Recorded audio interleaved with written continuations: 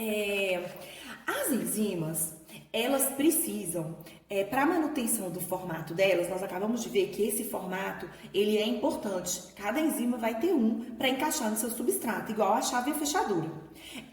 Para elas manterem esse formato certinho, elas precisam do que nós chamamos de pH e temperatura ideais normalmente. Até outros fatores podem influenciar, tá? Mas a gente vai destacar o pH e a temperatura. E aí, o que acontece? Olha só, quando a enzima ela está em pH ou, temperatura não ideais,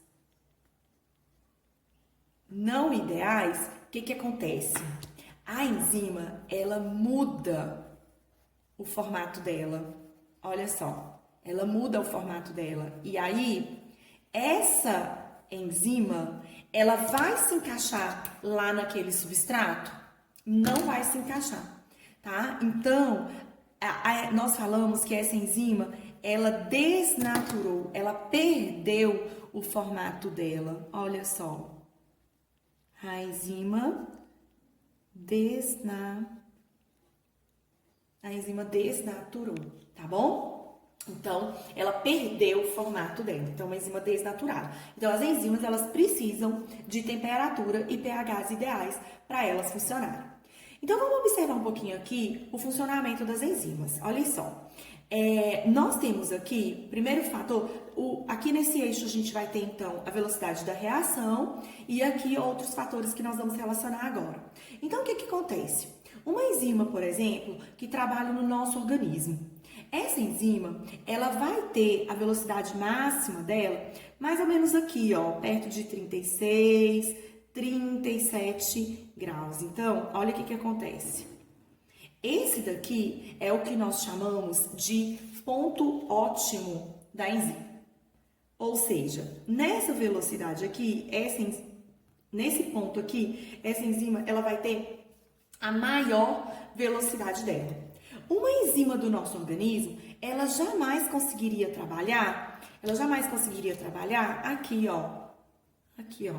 Por quê? Porque aqui a temperatura está muito alta, o nosso corpo ele não chega a essa temperatura. Então, nós podemos ter bactérias que tenham esse ponto, mas a nossa enzima, ela vai funcionar nesse pH, nessa temperatura, tá? Então, uma enzima de ser humano, ela tem mais ou menos aí esse ponto ótimo. E por que elas não trabalham nesses pontos aqui? Porque nesses pontos as enzimas vão estar desnaturadas. Elas precisam de temperatura, pH e quantidade de aqui a gente vai ver depois. Temperatura e pH ideais. Olha só, eu tenho aqui 3 enzimas. Ó, vamos colocar aqui, ó. 3 enzimas. Essa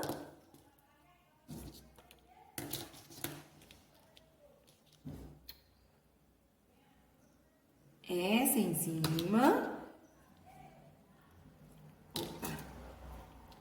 E essa enzima aqui, tá? 3 enzimas. As enzimas A, B e C.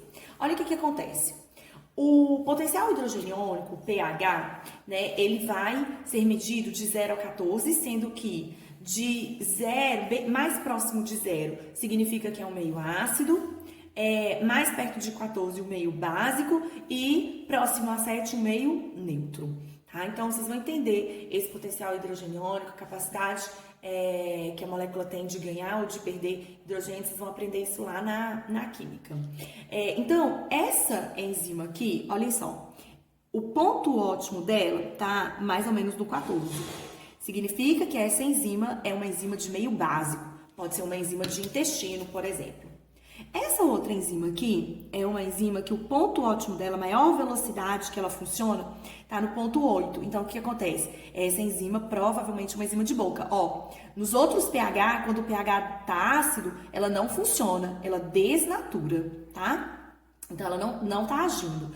E essa outra enzima aqui, ó, que tá numa medida ácida, né? Próximo aqui, 2, 4, tá no meio ácido, provavelmente uma enzima de estômago.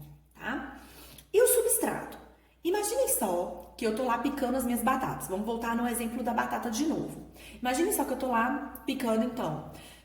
E aí, chega uma pessoa e coloca mais batatas para eu picar. Bom, eu posso acelerar o meu processo, né? Eu vou colocando mais fatias de batata lá no picador.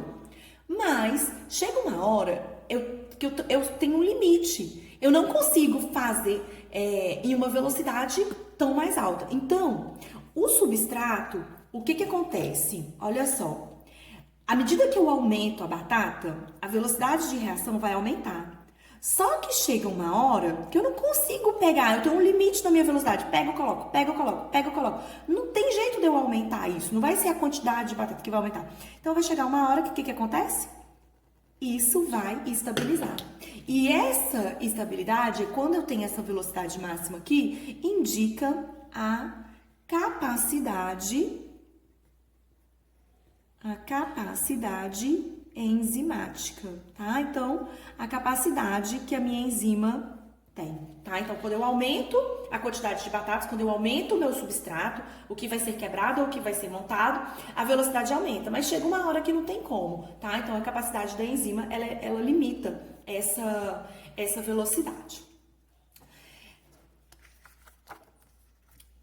Bom, pra gente fechar, algumas enzimas, elas são conjugadas. O que é isso? O que é uma enzima conjugada? Eu tenho aqui, então, a minha enzima, em vermelhinho, e aqui o meu substrato, aqui o meu sítio ativo. A enzima, então, ela vai encaixar para montar ou para quebrar esse substrato. Algumas enzimas, elas só vão funcionar quando elas estiverem ligadas a elas com enzimas ou cofatores. Coenzima normalmente é dado para moléculas orgânicas e cofator normalmente para molécula inorgânica. Então, essas enzimas, elas só funcionam. Quando nós falamos de sais minerais, nós falamos do zinco, do magnésio, nós vimos que eles são importantes para o funcionamento de enzimas. E é justamente por isso, porque eles se ligam para tornar a enzima ativa. Então, essa enzima ela só vai funcionar se essa coenzima ou esse cofator se ligarem aqui. Então, coenzima ou cofator, né, ligado na enzima, ela se torna a holoenzima, que é nada mais, nada menos do que a minha enzima ativa. Nós vamos terminar por aqui. A minha mensagem de hoje é para que vocês insistam, persistam e jamais desistam. Continuem aproveitando esse tempo de vocês, que nós vamos ter um grande sucesso nessas provas que vamos realizar. Um beijo no coração.